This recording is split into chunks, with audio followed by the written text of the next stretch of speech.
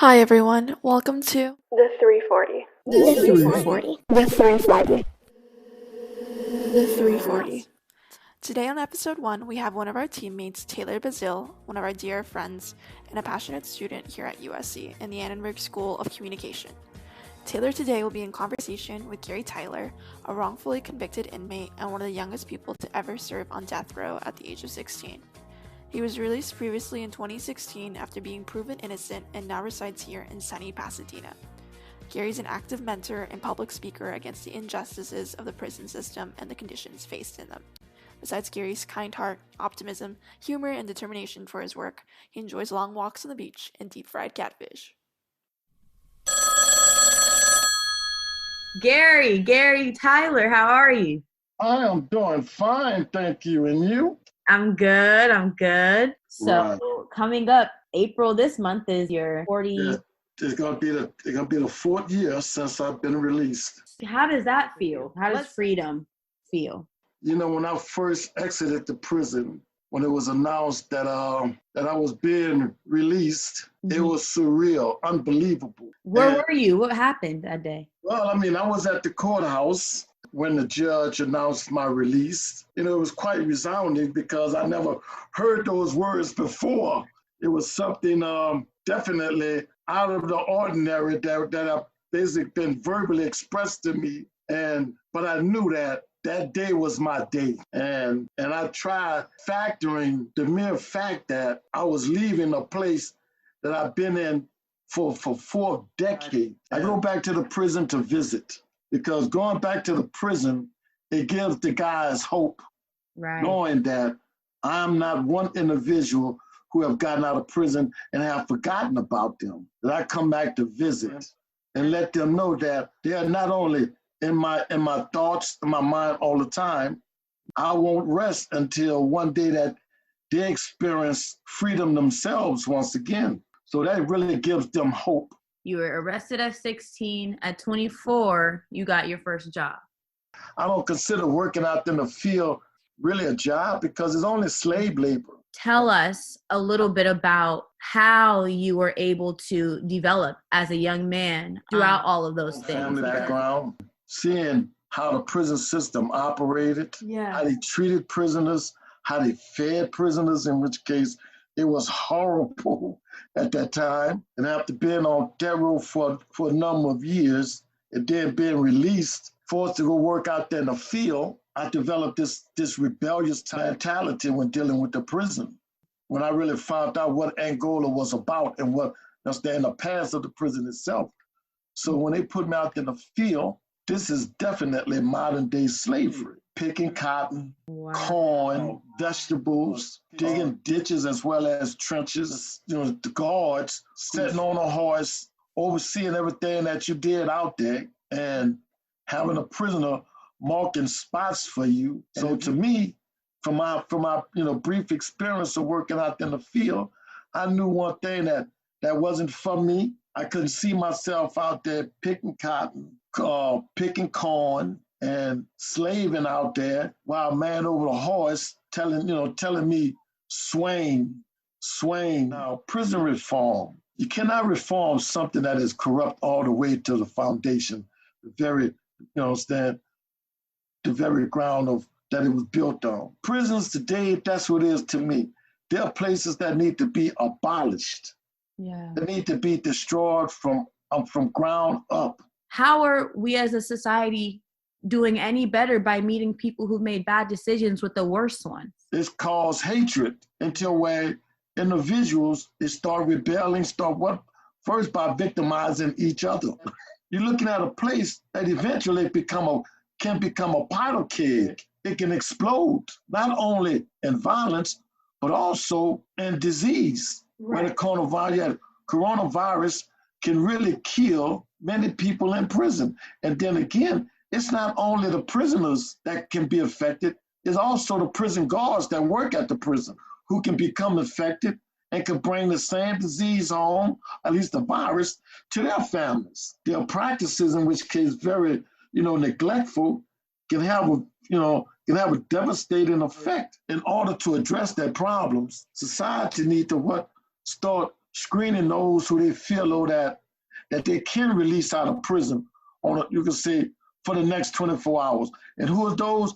Those are individuals that's in prison for nonviolent crimes like jaywalking, trespassing, you understand, loitering, people for theft, breaking and entering. Look at those people. And then the next individuals that you look at are individuals who've been in prison for a very long time, 10, 15, 20, 30 years.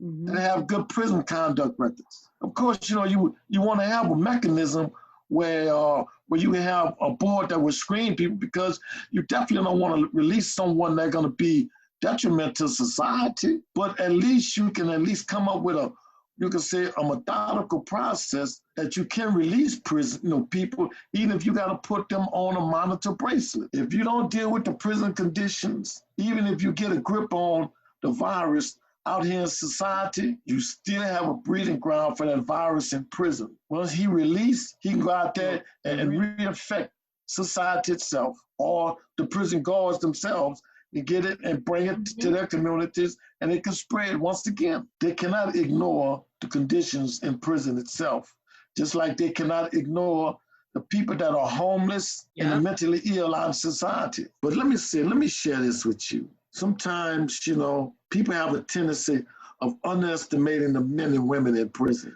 The men and women in prison, by going to prison, doesn't make them less human beings. It doesn't cease them from thinking as human beings. Right. We're dealing with a very intelligent population. We're dealing with people that can easily be organized when they understand that what's working in their best interest. When you see prisoners coming together, you understand that it's hard for them to get support from society. They will come together to try to make things happen in prison themselves. If they got to bond together and then try to clean the prison and try to weed out those who are infected and try to get them proper treatment themselves, they would do that. In Angola, when prisoners was dying from old age, from different diseases, who would take care of them? Really nobody but the nurses at prison. So what happened was that the prisoners themselves, they got together and became a part of the hospice program where they were taking care of each other. Give them the means of being able to stifle it while they're in prison. Then at least give them the means of protection. So it deal with leadership. When you have someone that's insensitive, that's in position of power, things gonna get worse. Just like you have in this country. We're talking about something that have been disclosed ever since last year, November of last year, but it's been ignored. And now people are paying with it with their lives because they have people of power ignored the warning. You can't fight something when you fight behind, you gotta fight something when you're in front of it. Nowhere in the world you should have over 25,000 people that lost their lives in this country and over 600,000 that have been affected by the virus. In a country that they say the most powerful country in the world, the most technologically advanced country in the world, we got more people that died in America and more people infected in America than the countries around the world. And yet we claim to be the greatest country ever. Yeah, greatest at what? Yeah. I mean, my life experienced trial and errors like everybody else. But when I came to the point, as they say, there's fork in the road about how you want to govern your life through the things that you experience, it should give you concrete knowledge to be able to make a very informative decision about what you want to do with your life. And that's what came with me, So I feel strongly that from what I went through, I made the best decision that I could ever make. Because I definitely didn't go to prison as an adult. I went there as a young person, as a kid. But you're always going to have someone or some people that are always going to take and overcome that, going to survive that. And they say that only the best survive oppression, in which case that is the truth. People don't know what they can really overcome or what they can deal with until those challenges come about. I didn't know that I was going to really survive my ordeal, but it happened. And thanks to the grace of men that society have rejected, felt that they was the worst of the worst, those men was able to give me the best of themselves, that there was still a sense of humanity within them. When they stepped forward, They helped me. They helped prevent a lot of my You know shortcomings. what? It's almost as if people they just don't even want to put the time into correcting the system. Is that what it is? Or are they afraid? What are they afraid of? Are they afraid of doing the right thing? Prison is an industry. It is all about what they can make. It is a $1 trillion industry now in this country. If you could give anyone an encouraging word, what is it that you would say to them? I would tell them that we all know that this is trying time for us, for each and every one of us, despite what it is that we have experienced in the past, but we must never despair. We must never give up. This is a reason to want to live. And if you want to live, then you're going to have to do what is necessary to protect yourself and to help others in the process.